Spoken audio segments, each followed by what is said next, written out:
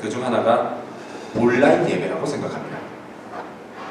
자, 이전에는요, 예배를 온라인으로 드리는 게 무척 낯설었습니다. 그렇긴 했지만 이제는요, 온라인 예배에 대한 거부감이 많이 사라졌습니다. 자, 처음에는요, 우리가 그 방역 수칙을 준수하기 위해서 불가피한 선택이었지만 교인들은요, 점점 비대면으로도 예배를 드릴 수 있는 이 온라인 예배의 장점에 매료되어 갔습니다. 그리고요, 이제는 단지 예배뿐만이 아니라 교회 전체도 온라인으로 할 수 있지 않을까? 라는 생각이 빠르게 확산되고 있습니다. 예배도요, 교회도요, 비대면으로 할 수 있겠다라는 것이죠. 자, 실제로요, 미국이나 유럽에서는 이미 오래전부터 온라인 교회가 존재하고 있었습니다. 자, 그리고요, 한국에서도 최근에 몇몇 교회들이 오프라인 교회와 온라인 교회를 병행하는 시도를 하고 있습니다. 자, 지난 2000년 동안 교회는요, 언제나 오프라인, 그러니까 현장 교회였습니다. 그래서 예배와 또 교제와 목회, 신방, 그리고 교육과 전도, 이게요, 대면으로 이루어졌습니다. 하지만요, 온라인 교회는 이런 교회의 기능을 온라인을 통해서 비대면으로 합니다. 저는요, 이런 시도가 기술의 발달과 함께 사람들이 점점 더 비대면을 선호하는 이 시대 가운데 교회가 사람들에게 복음을 전하고 또 신앙을 격려하려고 하는 나름대로의 적응 노력이라고 생각합니다. 자, 이런 교회에 관한 그 사람들의 인식의 변화, 이런 변화에 대해서요, 신학자들과 목회자들, 이들은 말할 것도 없고요, 많은 교인들조차도 우려들을 하고 있습니다. 그 우려가 뭐냐? 현장 교회, 즉 교인들이 함께 모이는 교회를 사람들이 더 이상 필요하지 않다, 이렇게 생각하지 않을까 하는 것입니다. 실제로요, 온라인에 익숙해지기 시작한 사람들은요, 굳이 교회에 나가지 않아도 집에서 온라인으로 자기 신앙생활에 필요한 모든 것을 얻을 수 있다고 생각합니다. 그리고요, 이런 생각은 점점 교회가 꼭 필요한가? 이런 생각으로 바뀌기도 합니다. 이걸 여러분은 어떻게 생각하십니까? 여러분은 미래에도 교회가 여전히 필요할 거라고 생각하십니까? 아니면 점차 필요하지 않게 될 거라고 생각하십니까? 자, 그런데 여러분, 우리가 교회가 필요한지 여부를 판단하기에 앞서서요, 우리가 먼저 반드시 알아야 할 게 있습니다. 그건 다름 아닌 교회란 무엇인가? 곧 교회의 정의입니다. 자, 이 교회의 정의를 알아야 이게 교회가 필요한지 아닌지 그 여부도 알 수 있기 때문입니다. 그리고 이를 위해서요, 우리는 반드시 성경을 살펴봐야 합니다. 왜냐하면 교회의 정의는 사람들이 교회를 어떻게 생각하는가, 이거에 따라 결정되는 게 아니라 성경이 교회를 무엇이라 말하는가, 이것에 따라서 결정되기 때문입니다. 성경은요, 신구약 총 66권으로 구성되어 있습니다. 근데 그 중에서도 특히 신약 에베소서는 우리에게 교회가 무엇인지를 가르쳐주는 성경입니다. 자, 에베소서는요, 우리가 지난주일까지 살펴봤던 이 빌립보서와 함께 바울이 로마 감옥에서 쓴 옥중서신입니다. 자, 오늘부터 우리는요, 한동안 이 에베소서를 통해서 성경이 정의하는 교회를 알아보고자 합니다. 이를 통해서 성경적인 교회의 모습을 함께 꿈꾸는 시간이 되면 좋겠습니다. 자, 그렇다면 오늘은 그 첫 번째 시간으로 에베소서의 문을 여는 바울의 인사말을 살펴보겠습니다. 자, 이 인사말에도요, 교회가 무엇인지를 알려주는 말씀이 들어있습니다. 과연 바울은 어떻게 인사했을까요? 그리고 이를 통해 우리가 알 수 있는 교회의 정의는 과연 무엇일까요? 먼저 첫 번째로 교회는 하나님의 말씀을 듣는 공동체입니다. 먼저 첫 번째로 교회는 하나님의 말씀을 듣는 공동체입니다. 자, 우리 가져오신 성경 같이 읽어볼까요? 에베소서 1장 1절입니다. 에베소서 1장 1절을 함께 읽겠습니다. 읽습니다. 시작. 하나님의 뜻으로 말미암아 그리스도 예수의 사도된 바울은 에베소에 있는 성도들과 그리스도 예수 안에 있는 신실한 자들에게 편지하노니. 아멘. 자, 성경을 많이 읽어보시는 분들은 아실 거예요. 신약 성경에 있는 바울 서신들을 보면요, 바울은 자기를 소개할 때 대부분 자기를 사도로 소개합니다. 뭐뭐 사도된 바울은 패턴이에요. 대부분 이렇게 소개합니다. 자, 이 사도가 뭘까요? 이 사도는요, 헬라어로 아포스톨로스입니다. 근데 이 아포스톨로스는 원래 무슨 뜻이냐면 보냄을 받은 자라는 뜻입니다.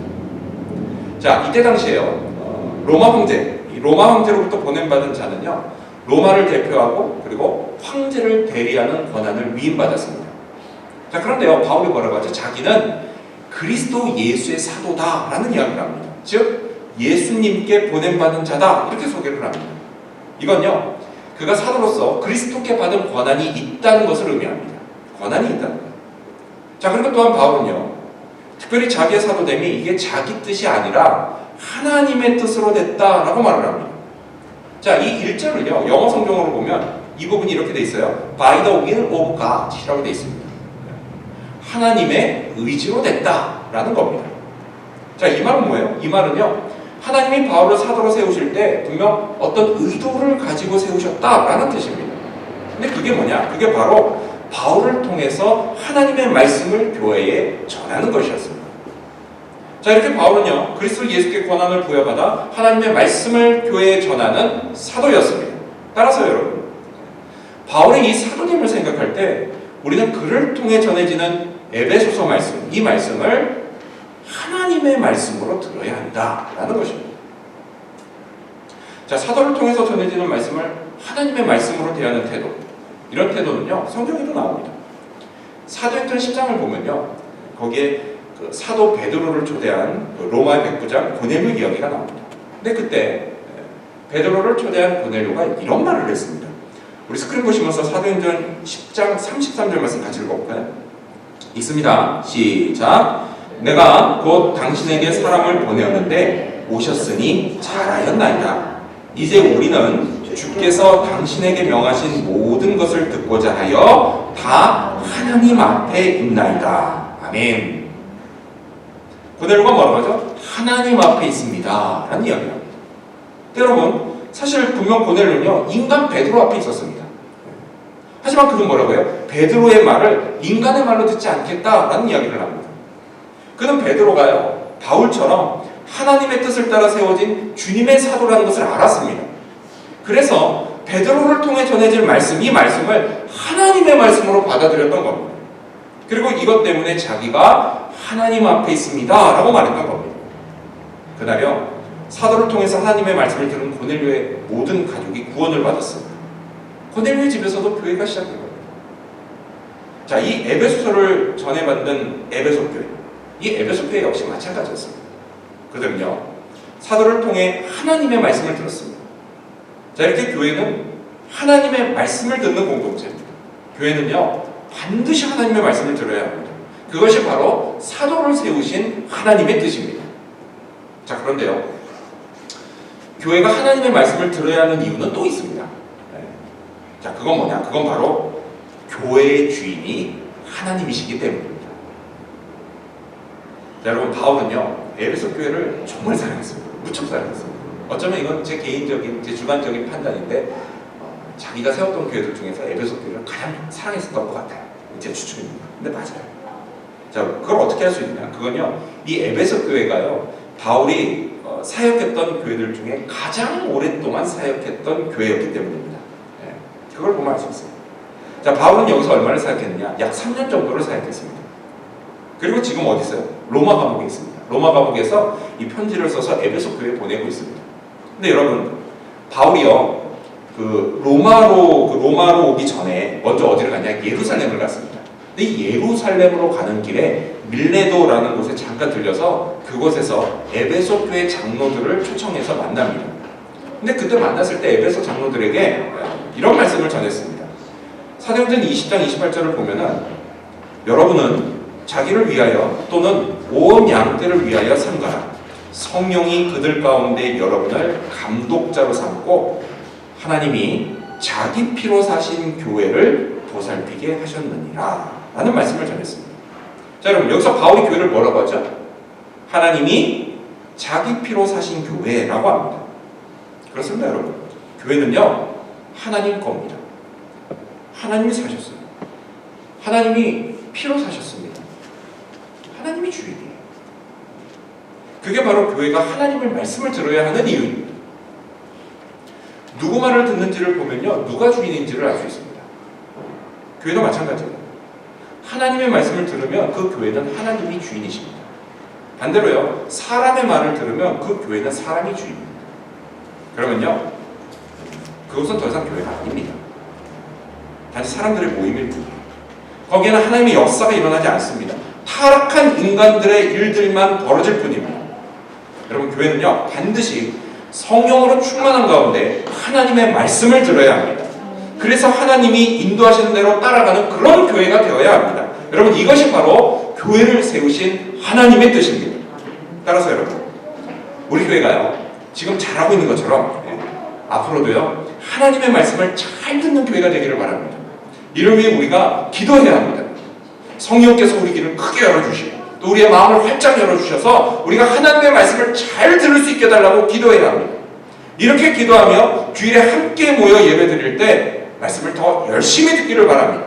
성령께서 마음에 심어주시는 말씀을 이걸 놓치지 않으려고 더욱 집중하시기를 바랍니다. 그리고 들은 말씀을 잘 간직하고 그리고 한 주간의 삶을 말씀으로 살면서 내 삶에 나타나는 하나님의 역사를 경험하시기 바랍니다. 또한 이렇게 말씀으로 받은 은혜, 그 은혜를 함께 나누는 우리 교회의 주일 모임이 되기도 바랍니다. 이를 통해서 우리 교회를 하나님 말씀 잘 듣는 공동체로 함께 세워가는 저와 여러분이 되시기를 축원합니다. 교회란 무엇일까요? 두 번째로, 교회는 신실한 성도들의 공동체입니다. 두 번째로, 교회는 신실한 성도들의 공동체입니다. 자, 우리 1절을 다시 읽어볼까요? 여러분 성경 보시면서 1절을 다시 읽겠습니다. 읽습니다. 시작. 하나님의 뜻으로 말미암아 그리스도 예수의 사도된 바울은 에베소에 있는 성도들과 그리스도 예수 안에 있는 신실한 자들에게 편지하노니. 아멘. 자, 우리가 이번에 주목할 단어는요, 성도들과 그리고 신실한 자들입니다.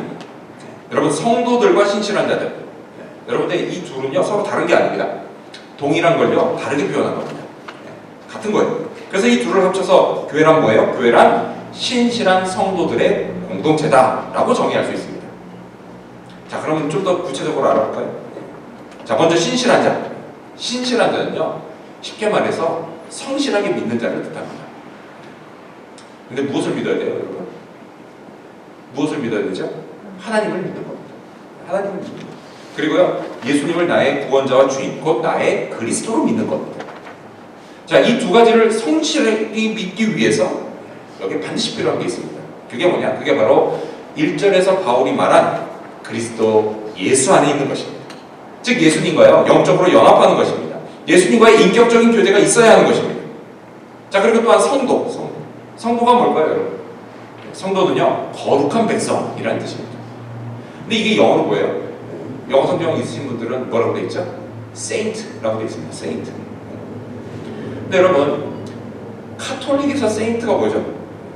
카톨릭에서 Saint라고 하면요, 이건 일반 신자와는 다른 특별히 더 뛰어난 신자를 가리킵니다. 그래서요, 어떤 신자가 죽어요. 어떤 신자가 죽으면 그 사람을 Saint로 부를 건지 말 건지 이거를 심사합니다. 그런데요, 이 기준이 너무 높아요. 다른 건 모르겠어요. 근데 그 중에 하나가 뭐냐? 기적을 일으킨 적이 있어야 합니다. 그래서 테레사 수녀님이 돌아가시고 난 다음에 이런 뉴스가 나왔던 거예요. 두 가지가 기적으로 인정받아서 세인트가 됐다. 이런 기사가 나왔거든요. 네. 그러니까 뭐예요? 아무나 세인트가 될 수 없어요. 그게 카톨릭의 현실입니다. 네. 하지만 여러분, 성경이 뭐라고 말씀하시죠? 성경이 에베소에 있는 성도들이라고 이야기합니다. 이게 무슨 얘기예요? 이건 에베소 교회 교인들 중에서 특별히 더 뛰어난 신자들, 그들을 말하는 게 아니에요. 뭐예요? 에베소 교회 교인들 모두를 말하는 겁니다. 그렇다면 여러분, 그들이 어떻게 성도, 곧 거룩한 백성이 될 수 있었을까요? 여러분요, 이건요 결코 그들이 뭘 잘해서 된 게 아닙니다. 오직 예수 그리스도께서 그렇게 만들어 주신 것입니다. 그리고 이를 위해 예수님이 십자가에서 죽으시고 부활하셨습니다. 이를 통해 에베소 교회 교인 각 사람의 모든 죄값을 치러주셨습니다. 교인들은요, 단지 이 사실을 믿음으로 받아들였을 뿐입니다. 그리고요, 하나님께 칭의를 받아서 그들은 거룩한 백성이 되었습니다. 이렇듯 거룩한 백성됨의 근거, 그 근거는 전적으로 하나님께 있습니다. 여러분 이 사실을 믿으십니까? 아멘. 믿으셔야 돼요. 비록 우리 눈에는요, 우리가 여전히 막 부족한 게 많고 또 유혹에도 잘 넘어가고 막 이런 연약한 존재로만 보이지만, 예수님을 나의 구원자와 주인으로 믿고 그리고 그리스도 안에 있는 우리를 하나님은 결코 그렇게 보지 않으신다라는 사실입니다. 하나님은요, 우리를 신실한 성도들로 보십니다. 기억하십시오. 신실한 성도됨의 근거는 우리 자신이 아니라 하나님께 있습니다. 못 믿겠습니까? 네, 그런 분들은요, 또다시 성경을 확인하시기 바랍니다. 예수님 안에 있는 우리는 분명 신실한 성도들입니다. 하나님은요, 이 신실한 성도들로 교회를 만드셨습니다. 교회, 이 교회라는 단어가요, 헬라어 원어로는 에클레시아입니다. 에클레시아. 근데 이 에클레시아는 무엇으로부터 라는 뜻을 가진 에크, 이것과 부름을 받다 라는 뜻을 가진 칼레우, 이 두 개가 합쳐진 합성어입니다. 그래서 무슨 뜻이에요? 무엇으로부터 부르심을 받다 라는 뜻이에요. 원래 에클레시아라고 하는 헬라어예요. 즉 교회가 뭡니까? 하나님의 부르심을 받아서 예수님을 구주로 믿고 세상으로부터 나온 사람들의 모임이다 라는 것입니다. 즉 무슨 얘기입니까? 신실한 성도들의 공동체다 라는 이야기입니다. 그런데 여러분, 놀라운 사실이 뭔지 아십니까? 놀라운 사실은요, 우리가 바로 그 교회라는 사실입니다. 우리가 그 교회라는 사실이에요. 골드코스트 지구촌 교회가 바로 그 교회라는 사실입니다. 여러분 믿으십니까? 믿으셔야 합니다. 믿으셔야 합니다. 아직도 못 믿는 분이 있으시고요. 요한계시록 7장을 보면요, 천국에서 드리는 예배 장면이 나옵니다. 천상의 예배라고 얘기를 많이 하죠. 자, 근데 이 천국 예배가요, 오늘 이 땅에 존재하는 모든 교회들이 드리는 예배, 그 예배의 모델이 되는 겁니다. 근데 여기를 보면요, 예배에 참석한 예배자들이 모두 다 예수님을 믿는 신실한 성도들이라는 걸 알 수 있습니다. 자, 천국에 한 장로가 있었어요. 천국에 한 장로가 이 예배자들이 다 누구냐 이렇게 묻습니다. 요한에게. 근데 물었으면은 요한이 답을 해야 되잖아요. 근데 요한이 답한 게 아니라 물은 장로가 또다시 자기가 직접 답을 합니다. 뭐라고 답했을까요? 우리 스크린 보시면서 같이 읽어볼까요? 요한계시록 7장 14절입니다. 읽습니다. 시작. 그가 나에게 이르되 이는 큰 환란에서 나오는 자들인데 어린 양의 피로 그 옷을 씻어 희게 하였느니라. 아멘. 그들이 누구라고요? 십자가에서 우리 모든 죄값을 대신 치르신 어린 양 예수 그리스도, 그 예수님의 피, 그 예수님을 믿음으로 죄를 씻음받고 용서를 받은 자들이다 라는 이야기를 합니다. 바로 누구예요? 신실한 성도들이다 라는 이야기를 합니다. 여러분 이렇듯이요, 성경이 정의하는 교회는 신실한 성도들의 공동체입니다. 하지만 여러분, 이 땅의 교회들의 현실은 어떤가요? 그것 때문에 아마 여러분들이 여전히 못 믿는 분이 있으신 것 같습니다. 이 땅에 있는 교회들의 현실이 뭐예요? 실제로는요, 모든 교회가 다 마찬가지예요. 여러분. 모든 교회가 다 마찬가지지만 교회 안에는 아직도 하나님을 믿지 못하는 사람이 있습니다. 예수님이 나의 구주라고 고백하지 못하고요, 그래서 아직 구원의 확신이 없는 사람이 있습니다. 있어요. 근데 여러분, 이건요, 초대교회도 마찬가지였어요. 전혀 이상한 거 아닙니다. 그런 사람들이 있다고 해서. 지상의 교회는요, 천상과 달라서요, 언제나 아직 믿음이 없는 사람들이 함께 있습니다. 근데 우리 자신도 마찬가지 아닌가요? 여러분, 우리가요, 처음부터 믿음이 있었습니까? 그렇지 않죠? 믿고 교회에 온 사람보다는요, 교회에 와서 믿은 사람이 훨씬 많습니다. 사실 저도요, 예수님 믿고 교회 오지 않았습니다. 교회를 와서 교회에서 예수님을 믿었습니다. 여러분, 우리도요, 믿지 않는 사람들이 있어요. 따라서요, 교회 안에 있는 아직 믿지 못하는 사람들, 그들을요, 우리가 어떻게 해야 할까요? 교회는 신실한 성도의 공동체야. 근데 너는 신실한 성도가 아니니까 나가야 해. 이렇게 말해야 할까요? 우리 교회 거룩함을 더럽히지 말고 나가! 라고 말해야 할까요? 아니죠? 전혀 그렇지 않습니다. 여러분, 복음서를 한번 보세요. 예수님이 언제 믿는 사람들만 상대하셨습니까? 아니죠. 예수님은요, 믿지 않는 사람들을 만나서 그들을 믿는 사람이 되게 해주셨습니다.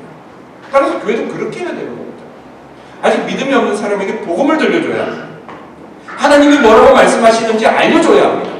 그 말씀을 삶에서 살아내는 성도의 모습을 보여줘야 합니다. 그게 바로 교회에 맡겨진 중요한 역할입니다. 여러분, 우리가 잊지 말아야 할 게 있습니다. 그건요, 에베소서가 에베소에 있는 성도들과 그리스도 예수 안에 있는 신실한 자들에게 보내졌다라는 것입니다. 여러분, 이들은요, 몸이 에베소에 있어요. 몸이 에베소에 있으면서 동시에 영혼이 어디 있어요? 예수 그리스도 안에 있는 사람들이었어요. 근데 여러분, 이거 우리도 마찬가지죠.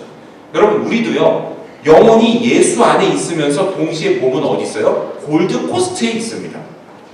이게 무슨 말이냐? 여러분, 이 말은요, 우리가 믿음의 세계를 사는 것도 중요하지만 여전히 이 땅을 사는 것도 소홀히 하면 안 된다라는 뜻입니다. 이 땅에 속한 것들도 너무 무시하지 말라는 이야기입니다. 따라서요, 우리가 예수를 믿는다고 해서 무조건 세상과 등지고 살면 안 됩니다. 천국에 가기 전까지요, 여러분, 우리는요, 믿음이 없는 사람들과 함께 살아야 합니다. 따라서요, 그들과 완전히 분리되어 살아야 되겠다라는 생각하지 마시기를 바랍니다. 하나님이요, 내게 믿음 주신 이유가 뭐예요? 다른 것도 있지만 큰 이유가 뭐냐면 이제 나를 통해서 그들이 믿음을 갖게 하시려고 하시는 것입니다. 이를 위해서요, 하나님은 저와 여러분이 예수를 먼저 믿게 하셨습니다. 먼저 죄를 용서해 주시고 거룩한 백성으로 삼아 주셨습니다. 구원의 기쁨을 먼저 맛보게 하셨습니다. 신실한 성도로 부르시고 교회가 되게 하셨습니다. 그렇다면 이제는 우리가 아직 믿지 않는 주변 사람들도 하나님의 백성이 될 수 있게 해줄 차례입니다. 가족에게, 애인에게, 친구에게, 동료에게, 그리고 교회 안에 있지만 아직 믿음이 없는 교인에게 예수님을 소개해야 합니다. 하나님의 사랑을 알려줘야 합니다. 우리가 받은 믿음의 축복을 그들에게 보여줘야 합니다. 그래서 그들도 축복을 사모하게 만들어줘야 됩니다. 이를 위해서요, 하나님이 우리를 신실한 성도로 부르시고 교회로 만들어주셨습니다. 여러분, 이 사실을 믿으시기 바랍니다. 이러한 믿음으로 다 함께 신실한 성도의 공동체를 만들어가는 저와 여러분이 되시기를 축원합니다. 교회란 무엇일까요? 마지막 세 번째로, 교회는 은혜와 평강의 공동체입니다. 마지막 세 번째로, 교회는 은혜와 평강의 공동체입니다. 자, 우리 이제는 2절 말씀을 읽겠습니다. 여러분, 성경 보시면서요, 에베소서 1장 2절입니다. 읽습니다. 1장 2절입니다. 시작. 하나님 우리 아버지와 주 예수 그리스도로부터 은혜와 평강이 너희에게 있을지어다. 아멘. 바울은요, 에베소 교회에 은혜와 평강을 빕니다.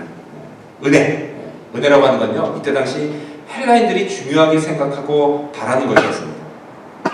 자, 평강. 이 평강이라고 하면요, 유대인들이 중요하게 생각하고 바라는 것이었습니다. 이 평강, 이게 히브리어로 뭐죠? 우리가 다 아는 히브리어 샬롬입니다. 샬롬. 그러니까 지금도 유대인들은요, 서로의 평강을 빌면서 샬롬 이렇게 인사합니다. 샬롬. 자, 그런데요, 은혜와 평강, 이 은혜와 평강을요, 굳이 순서대로 보자면, 굳이 순서대로 이야기 좀 하자면, 은혜와 평강, 이건요, 성경에 기록된 것처럼 은혜가 먼저 오고 그 다음에 평강이 옵니다. 왜 그럴까요? 왜 그럴까요? 그 이유는 이래요. 먼저요, 우리 모든 인간의 마음에는 평강이 없습니다. 평화가 없어요. 왜죠? 죄 때문에, 내 안에 있는 죄 때문에 창조주 하나님과의 관계가 단절됐기 때문에, 그래서 우리는 평강이 없어요. 근데 물론요, 인간의 노력으로 평강을 얻기도 합니다. 평화를 얻기도 해요. 그래서요, 중동 같은 이런 분쟁 지역을 보면 평화를 위해서 협상을 벌이기도 하는 겁니다. 하지만 여러분, 이렇게 얻은 인간의 평화가 오래가나요? 그렇지 않습니다. 그 단적인 예가, 여러분 요즘 뉴스를 통해서 보시는 거잖아요. 이스라엘하고 팔레스타인이 사이의 평화입니다.